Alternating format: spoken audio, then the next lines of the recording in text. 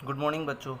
जैसा कि इसके पहले वीडियो में हम पढ़े थे पॉलिनोमियल यानी बहुपद के कुछ बेसिक चीज़ें, कुछ प्रारंभिक चीज़ें, और जिसमें हम जाने थे कि गुणांक क्या होता है यानी कोफिशिएंट क्या होता है।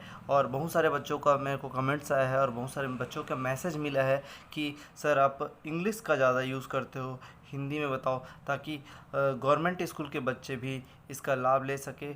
और हिंदी मीडियम जो बच्चे हैं वो समझने में थोड़ी सी कठिनाई हो रही है, तो उन बच्चों के आग्रह से मैं थोड़ा सा हिंदी में प्लस इंग्लिश में दोनों भाषाओं में समझाऊंगा आज का टॉपिक।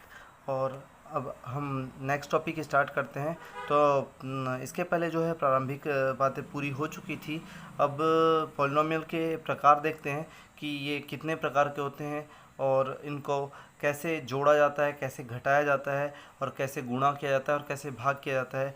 मतलब additional, subtraction, multiplication and dividing, ये चारों प्रोसेस जो है कैसे किया जाता है किसी भी पॉलिनोमियल का, किसी भी बहुपद का। तो सबसे पहले अपन पढ़ते हैं बहुपद के प्रकार, पॉलिनोमियल। तो टाइप्स ऑफ पॉलिनोमियल में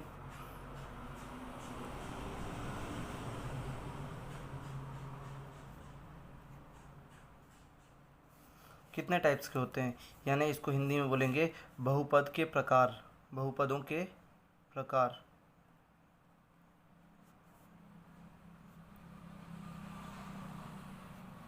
के प्रकार तो यहाँ पर सबसे पहला बहुपद होता है जिसको एक पदीय बोलते हैं, एक पदीय।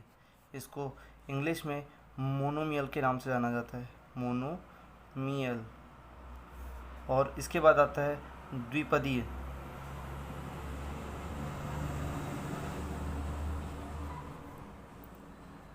इसको बाइनोमियल के नाम से भी जाना जाता है। और उसके बाद आता है त्रिपदीय, त्रिपदीय। इसको ट्राइनोमियल के नाम से जानते हैं। और उसके बाद फिर आता है बहुपद, बहुपदीय, जिसमें दो या दो से ज़्यादा टर्म्स हो, बहुपदीय। इसको पॉलिनोमियल के नाम से जाना जाता है।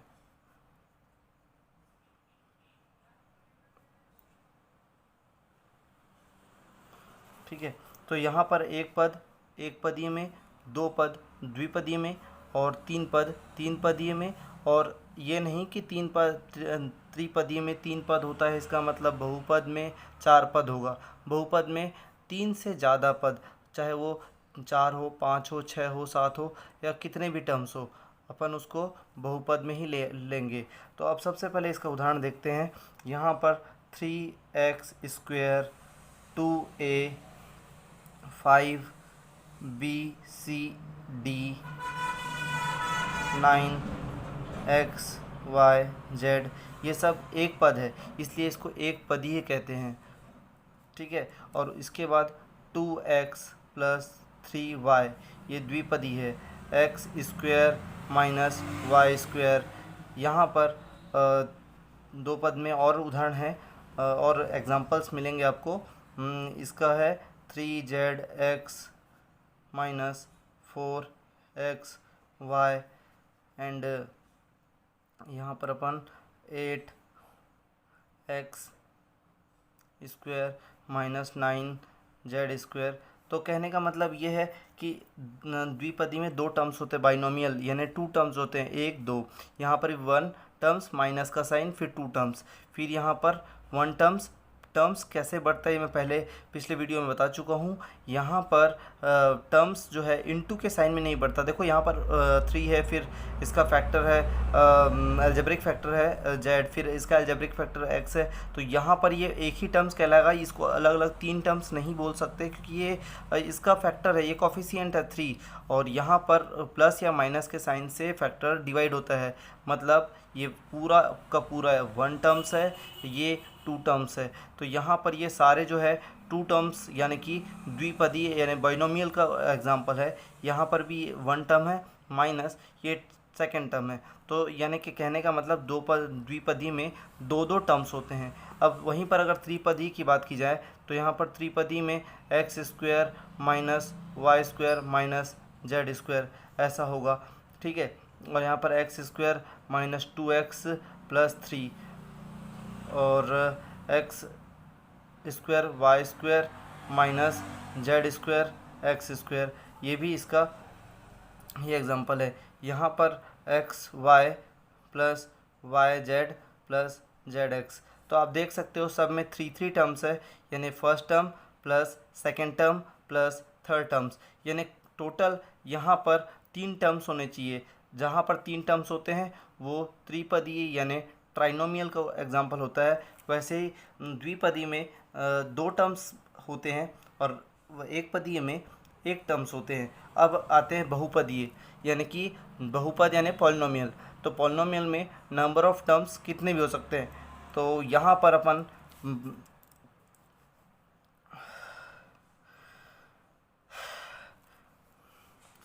बहुपद के बारे में देखते हैं। तो यहाँ पर x square plus y square plus z square plus a b c ऐसा ले सकते हैं। यहाँ पर x square plus y square plus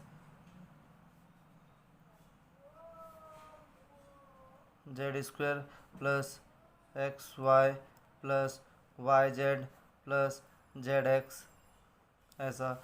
यहाँ पर तीसरे नंबर में नंबर ऑफ टर्म्स कितने भी हो सकते हैं, अपन कितना भी आगे बढ़ा सकते हैं इसको। और वैसे ही यहाँ पर x y z a b c ये प्लस सी डी ई, तो यहाँ पर नंबर ऑफ टर्म्स 3 है।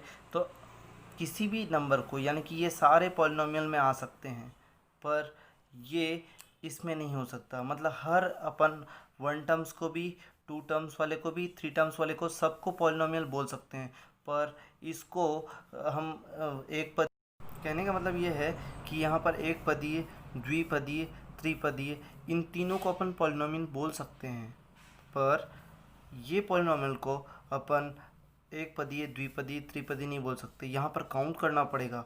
यहाँ पर अगर 3 टर्म्स है तो अपन त्रिपदी बोल सकते हैं, पर और यहाँ पर जितने टर्म्स है 6 पदीय, तो ये फिर पॉलिनोमियल की कैटेगरी में आ जाता है, बहुपद की कैटेगरी में आ जाता है। यहाँ पर 4 टर्म्स है तो ऐसा नहीं कि 4 पदीय बोलेंगे, बल्कि इसको बहुपदी बोल देते हैं, ठीक है। तो मेरे कहने का, समझाने का मतलब ये हुआ कि यहाँ पर एक पदीय, द्विपदीय और त्रिपदीय, इनको अपन पॉलिनोमियल यानी बहुपद, जातीय पद यानी कि like terms and unlike terms. तो लाइक टर्म्स और अनलाइक टर्म्स किसको बोलते हैं, अब हम ये जानेंगे।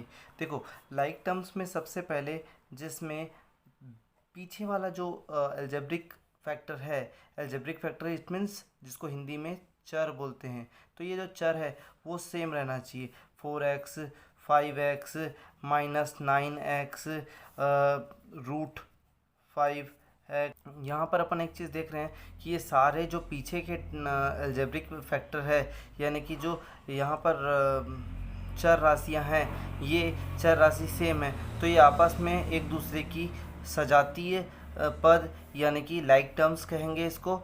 और जैसे कि यहाँ पर और भी बहुत सारे एग्जांपल्स ले सकते हैं अपन, 8ab 9ab, उसके साथ साथ जैसे -3/2ab।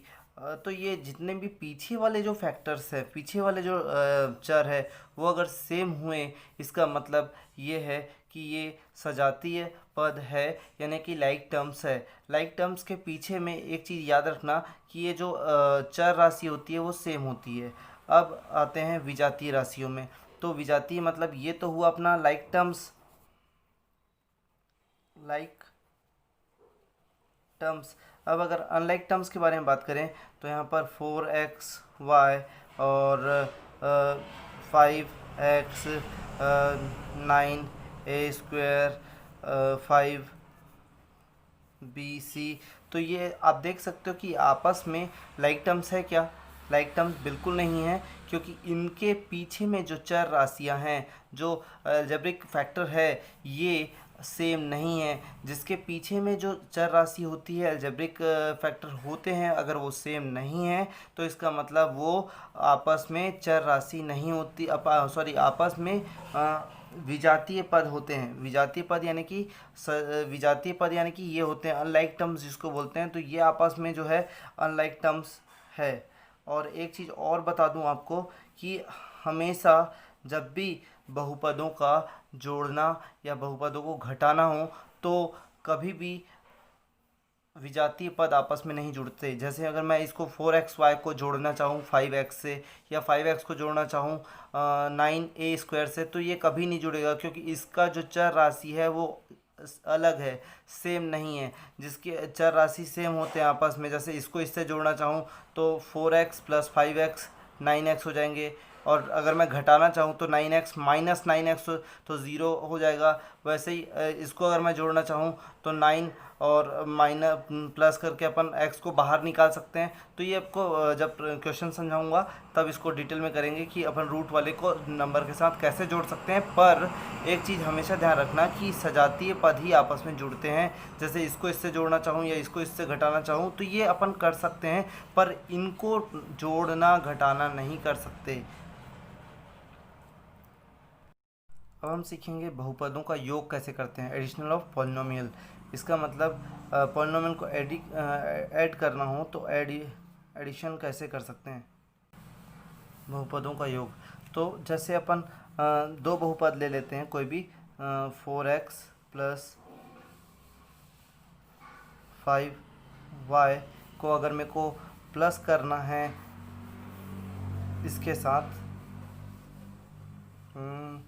8x + 9y, तो पहले अरेंज कर लेते हैं। अरेंज कैसे करेंगे, लाइक टर्म्स, जैसे कि मैंने बताया है सजातीय पद आपस में जुड़ते हैं।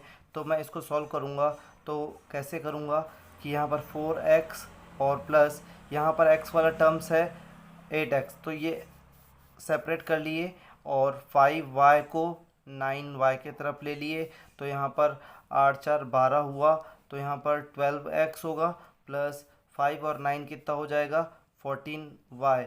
तो देख सकते हैं आप कि जब भी दो पॉलिनोमियल का प्लस करने या माइनस करने को कहा जाए तो आप हमेशा यहाँ पर x वाले टर्म्स को एक साइड करके और y वाले टर्म्स को एक साइड करके, और भी अगर कहीं और कोई दूसरा चर हो जैसे कि z हो, ab हो, a² हो, b², तो सबको एक साथ लेकर आप अलग से करके सेपरेट करके x वाले को एक साइड और y वाले को एक साइड लेके अपन प्लस कर सकते हैं। पर इन दोनों को अगर प्लस करें तो 12 और 14 26 नहीं लिख सकते, क्योंकि यहाँ पर इसके पीछे में x और इसके पीछे में y है, तो यही अपना फाइनल आंसर होगा। ये और ऐड नहीं हो सकता क्योंकि ये विजातीय राशि है। हम आते हैं कुछ बड़े क्वेश्चन में जो एग्ज़ाम में आते हैं, और एग्ज़ाम में इसको सॉल्व कैसे करते हैं ये आज हम सीखेंगे।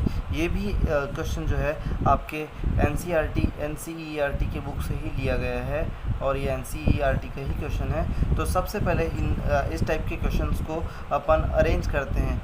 मैं बताया था कि हमेशा लाइक फ्रैक्शन यानी कि लाइक टर्म्स ही ऐड होते हैं। तो इसको पहले लाइक टर्म्स में कैसे अरेंज करते हैं ये अपन सीखेंगे। तो यहाँ पर सबसे पहले एक्सप्रेशन को, सबसे पहले व्यंजक को अपन ज्यों का त्यों उतार लेते हैं, यानी कि 4xy 5yz - 3zx। और उसके बाद फिर अपन देखते हैं कि सेकंड एक्सप्रेशन में, सेकंड व्यंजक में एक्स वाई वाला टर्म्स है क्या, नहीं है, एक्स वाला वाई वाला टर्म्स नहीं है। तो यहाँ पर सेकंड टर्म्स देखते हैं वाई जेड इसमें है, हाँ है। यहाँ पर अपन 4yz देख सकते हैं, तो यहाँ पर 4yz को उसके नीचे उतार देंगे। एंड यहाँ पर 9zx इसका सेकंड टर्म है, तो यहाँ पर 9zx के नीचे में zx वाले टर्म्स के नीचे में zx वाले को लिखेंगे। यहाँ पर अपने पास 4y वाला टर्म्स पहले एक्सप्रेशन में नहीं है, तो इसको अपन सेपरेट लिख देते हैं अलग से, 4 - 4y। एंड अब थर्ड एक्सप्रेशन यानी कि ये वाली लाइन को अपन कैसे अरेंज करेंगे। तो यहाँ पर देखेंगे xz, यहाँ पर xz वाला टर्म्स ये जेड एक्स और एक्स जेड सेम होता है, फैक्टर में कोई डिपेंड नहीं करता, क्योंकि यहाँ पर अपन कई बार एग्जांपल पढ़ चुके हैं 3 इंटू 4 इज इक्वल टू 12 होता है और 4 इंटू 3 भी 12 होता है। तो इंटू में कोई फ़र्क नहीं पड़ता आगे पीछे का सीरीज़ का।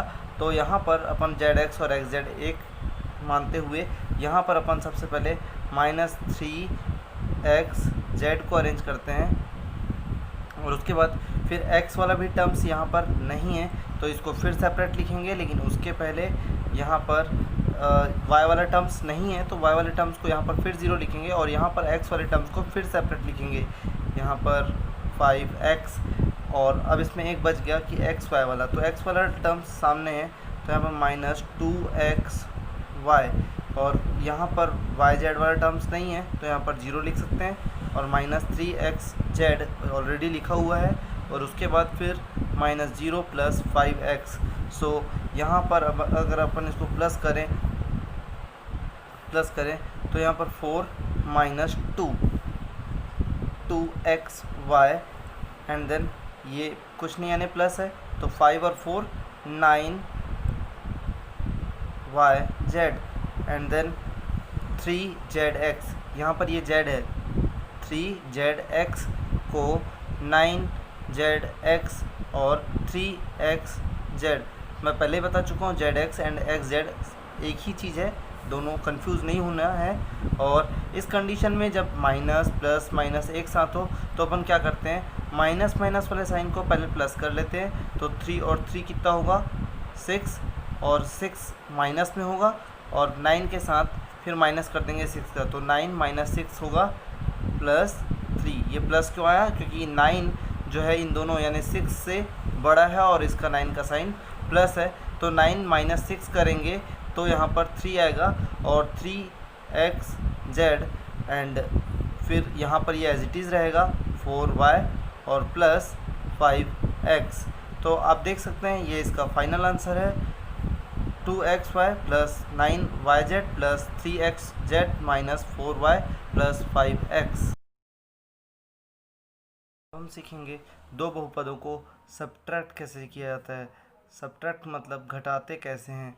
तो अपन दो बहुपद लेते हैं, यहाँ पर 5x - 2 और इसको अपन को माइनस करना है 7x - 3 से। तो सबसे पहले अपन इसमें ब्रैकेट ब्रेक करेंगे। ब्रैकेट ब्रेक करना मतलब कोष्ठक तोड़ेंगे, तो यहाँ पर 5x - 2, अब यहाँ पर ये माइनस है और ब्रैकेट के अंदर 7 के सामने प्लस है, तो प्लस माइनस का माइनस होगा और 7x आ जाएगा, फिर माइनस माइनस का प्लस होगा, फिर यहाँ पर 3 होगा। अब जैसा कि बता चुका हूँ कि प्लस करें या माइनस करें, लाइक टर्म्स को एक साइड लिखते हैं, तो यहाँ पर 5x - 7x लिखेंगे, और उसके बाद +3 लिखेंगे क्योंकि बड़ा है, और -2 लिखेंगे। तो यहाँ पर 5x - 7x, तो ये हुआ 5 में 7 जाएगा तो -2x आएगा और +1, तो ये इसका फाइनल आंसर हुआ। इसी प्रकार अपन एक और क्वेश्चन लेते हैं। यहाँ पर दूसरा क्वेश्चन, यहाँ पर 9x - 3 में माइनस करेंगे -8x + 4। तो सबसे पहले इस टाइप के में माइनस है तो ब्रैकेट ब्रेक करना ज़रूरी है, अगर प्लस होता तो यहाँ पर ब्रैकेट ब्रेक करने की ज़रूरत नहीं होती। तो यहाँ पर इसका सॉल्यूशन देखते हैं। यहाँ पर 9x - 3 और माइनस माइनस का प्लस, 8x माइनस प्लस का -4, एंड 9x + 8x, तो 9 और 8 17x होगा, और -3 - 4 -7 आएगा। तो ये इसका फाइनल आंसर होता है। ये इस तरह से सॉल्व करते हैं। अगर मैं 3 टर्म्स वाले की बात करूं तो 3 टर्म्स वाला कैसे सॉल्व करते हैं, तो यहाँ पर अपन एक और क्वेश्चन लेते हैं 3 टर्म्स वाला। तो ये है 5x² - 9x + 11, और इसको अपने को माइनस करना है 2x² + 3x माइनस 2। तो मैं जैसे कि पहले बता चुका हूँ, ये बीच वाला जो माइनस होता है ये इसके कारण ये बाकी जो टर्म्स है उसके साइन चेंज हो जाते हैं। तो अपन को नेक्स्ट टर्म में वही करना होता है, सबके साइन चेंज कर देते हैं। पहला जो पॉलिनोमियल, पहला जो व्यंजक है, पहला जो एक्सप्रेशन है, इसको कुछ भी नहीं करना है, ये एज इट इज़ रहेगा 5x² माइनस 9x प्लस 11, ये ज्यों का त्यों रहेगा। ये माइनस के कारण ये ब्रैकेट जब टूटेगा तो सारे साइन चेंज हो जाएंगे।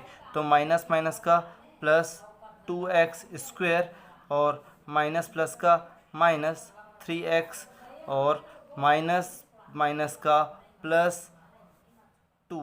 अब अपन जो लाइक टर्म्स है उसको एक साइड कर लेते हैं। तो यहाँ पर 5x² प्लस 2x ये स्क्वायर, ये दोनों एक साइड आ गए। उसके बाद फिर प्लस कर देते हैं और माइनस 9x और माइनस 3x प्लस 11